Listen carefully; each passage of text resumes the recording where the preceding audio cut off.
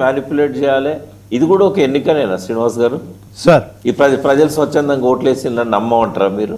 Sir ఇది ఒక ఎన్నికనా ఇది? అసలు సార్ ఎక్కడికక్కడ ఇష్టం వచ్చినట్టుగా చాలా దారుణంగా ఉంది. అసలు విలువలు అనేటివి ఇంకేమన్నా మిగిలిన్నాయి అనేది వెతుక్కోవాల్సిన అవసరం ఉంది. సార్ అంటే ఏమైనా చేసి గెలవాలి.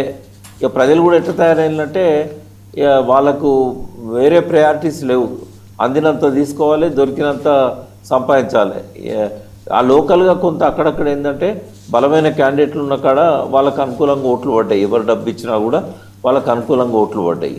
కానీ ఈ ఎన్నికలు సంతృప్తికరంగా జరగలేదు. ఎలక్షన్ కమిషన్ మాత్రం పూర్తిగా మొన్న జూబ్లీహిల్స్ ఎన్నికలు అప్పటి నుంచి ఇప్పటి వరకు నిర్వీర్యమైంది. అసలు వాళ్ళు ఉన్నారా లేరా, ఉంటే వాళ్ళు ఎందుకు గౌతమ్ అంటే నోరు మూసుకొని కూర్చుంటున్నారు? అవసరమైంది వాళ్ళు కొంచెం నిజాయితీ ఉండొచ్చు కదా.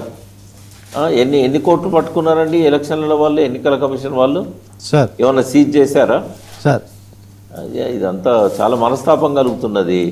కాకపోతే ఎన్నికలలో మిగతా పార్టీలు నేర్చుకోవాల్సిన గుణపాఠాలు చాలా ఉన్నాయి.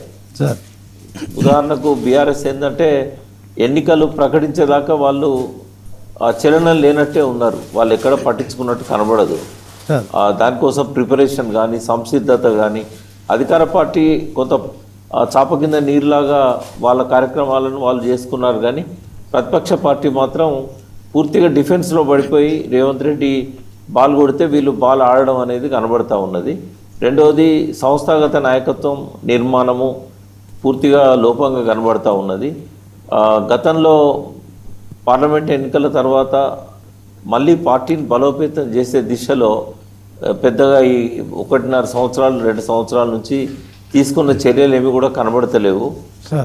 సరే ఆ నాయకత్వము మరి దీని గురించి ఏమో ఆలోచిస్తున్నదో మనకు తెలియదు. కానీ ఒక బలంగా కాంగ్రెస్ పార్టీని ఢీకొనే కార్యాచరణ కానీ కార్యక్రమాలు కానీ ఓన్లీ సోషల్ మీడియా మీద ఎక్కువ డిపెండ్ అవుతున్నట్టుంది. అది వరకు అసెంబ్లీ ఎన్నికలలో సోషల్ మీడియాను పూర్తిగా నెగ్లెక్ట్ చేసి అప్పుడు నష్టపోయారు. ఇప్పుడు కేవలం సోషల్ మీడియా మీదనే ఆధారపడుతున్నట్టు కనబడుతున్నది. వాళ్ళు మాత్రం బాగా అంతర్మదనం చేసుకోవాల్సిన అవసరం ఉన్నది. అంటే కొన్ని స్థానాలలో మాత్రం కొంత బలంగా బీఆర్ఎస్ పనిచేసింది. హంగ్ రావడానికి కానీ కొంత బలోపేతం కావడానికి కానీ ఆ పార్టీకి కొన్ని స్థానాల్లో మంచి సానుకూల రిజల్ట్స్ అనేటివి మనకు కనబడతా ఉన్నాయి. కానీ మొన్నటి వరకు మున్సిపాలిటీలు అన్నీ బీఆర్ఎస్ పార్టీ చేతుల్లోనే ఉన్నాయి. ప్రజల్లో కాంగ్రెస్ పార్టీ మీద వ్యతిరేకత వస్తున్నది అనేది వాస్తవం. వ్యతిరేకత వచ్చింది, మనకేమి ఇవ్వట్లేదు, ఇచ్చిన హామీలన్నీ ఎత్తగొట్టాడు అనేది ఉన్నా కూడా ఆ ప్రజా వ్యతిరేకతను బీఆర్ఎస్ తన ఖాతాలో వేసుకోవడానికి, తన వైపు మలుచుకోవడానికి చేయాల్సినంత ప్రయత్నం అయితే చేసినట్టు కనబడతలేదు. పునరాలోచించుకోవాల్సిన అవసరం ఉంది. ఈ అనుభవాల నుంచి గుణపాఠాలు తీసుకుంటేనే వచ్చే అసెంబ్లీ ఎన్నికల్లో వాళ్ళు ధీటుగా కాంగ్రెస్ని ఎదుర్కోగలుగుతారు.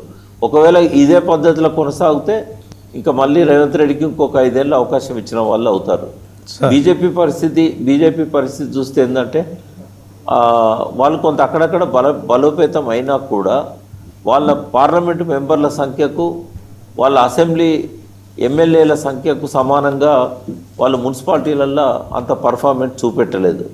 కొత్త స్థానాలలో కొంత అక్కడక్కడ పుంజుకుంటున్నప్పటికీ వాళ్ళు ఆశించిన ఫలితాలు రాలేదు.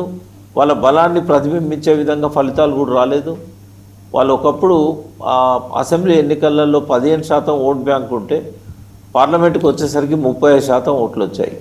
ఇప్పుడు ఎంత శాతం ఓట్లు వచ్చినాయో మనం చూడాల్సిన అవసరం ఉంటుంది. కానీ ఒక్కటి మాత్రం క్లియర్ అయింది తెలంగాణ ప్రజలకు, దేశ ప్రజలకు కూడా. తెలంగాణలో పోటీ అనేది కేవలం ఈ 2 పార్టీల మధ్యనే ఉంది తప్ప మూడో పార్టీకి ఇక్కడ అవకాశం లేదు అనేది ఈ ఎన్నికలలో వెల్లడైంది. అంటే నెక్స్ట్ అసెంబ్లీ ఎన్నికలలో పోటీ బీజేపీ మన కాంగ్రెస్ అండ్ టీఆర్ఎస్ మధ్యనే ప్రధానమైన పోటీ ఉంటుంది. బీజేపీ అనేది నామమాత్రంగా ఎప్పుడున్నట్టే ఈసారి కూడా ఉంటుంది. పార్లమెంట్లో వచ్చింది ఊపు ఏదైతున్నదో అది బలం కాదు, అది కేవలం వాపు మాత్రమే అనేది. అప్పుడు బీఆర్ఎస్లో ఎక్కువ భాగం ఓట్లు 20% వరకు బీజేపీకి టర్న్ అయినాయి. ఎందుకు అంటే నరేంద్ర మోడీ గారి మీద ఉన్న అభిమానంతో. అప్పుడు కేంద్ర ఎన్నికలలో అంటే కేంద్ర ప్రభుత్వానికి జరిగే ఎన్నికలలో ఈ ప్రాంతీయ పార్టీలు అంతా కూడా అటు నవీన్ పట్నాయక్ కావచ్చు, మమతా బెనర్జీ కావచ్చు, ఇక్కడ కావచ్చు మాయావతి కావచ్చు, స్టాలిన్ కావచ్చు, అంటే ఎక్కడైతే ఏదన్నా ఒక పార్టీతో పొత్తు కలిసిన వాళ్ళు బలపడ్డారు. ఎక్కడ పొత్తుగలని వాళ్ళు చాలా వరకు నష్టపోయారు. అందులో టీఆర్ఎస్ నష్టపోయింది, బీజేపీ లాభపడ్డది. కానీ బీజేపీ బలం అనేది పార్లమెంట్ ఎన్నికల నాటి బలాన్ని మాత్రం ఈసారి ప్రతిబింబించలేదు. కాబట్టి నెక్స్ట్ అసెంబ్లీ ఎన్నికలలో వాళ్ళు కనీసం ఒక 10-12 స్థానాలు కూడా గెలుస్తారా అనేది అది ఒక సందేహంగానే మిగిలిపోతూ ఉన్నది.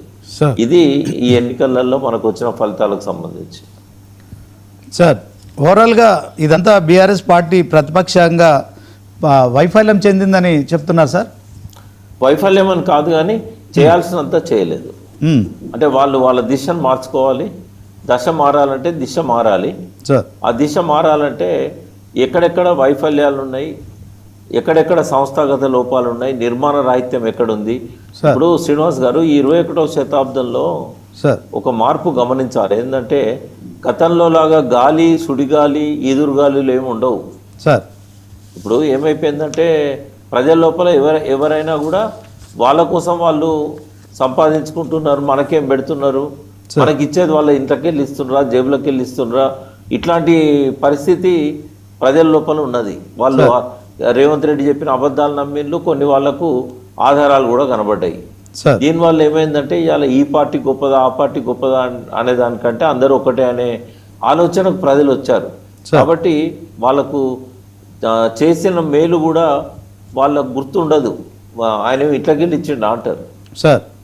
ఇప్పుడు రేవంత్ రెడ్డికి లైసెన్స్ ఇచ్చినట్టు అయింది. ఎన్ని హామీలు ఇచ్చి మనం ఉల్లంఘించినా కూడా ప్రజలు పట్టించుకోరు. ఇప్పుడు మాలాంటి వాళ్ళకు అనడానికి కూడా ఇప్పుడు వాయిస్ లేకుండా పోయింది. నిజంగానే కాంగ్రెస్ 420 హామీలు ఇచ్చి 4 కూడా నెరవేర్చలేదు. ప్రజలు ఎట్లా రియాక్ట్ అవుతారని చెప్పడానికి, ప్రజల గొంతుగా కావడానికి కూడా ఇప్పుడు చాలా సిగ్గుపడాల్సి వస్తుంది.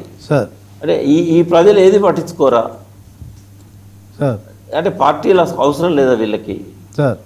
కొంతమంది వ్యక్తులు, కొంత డబ్బు, కొంతమంది ఉంటే సరిపోతుందా?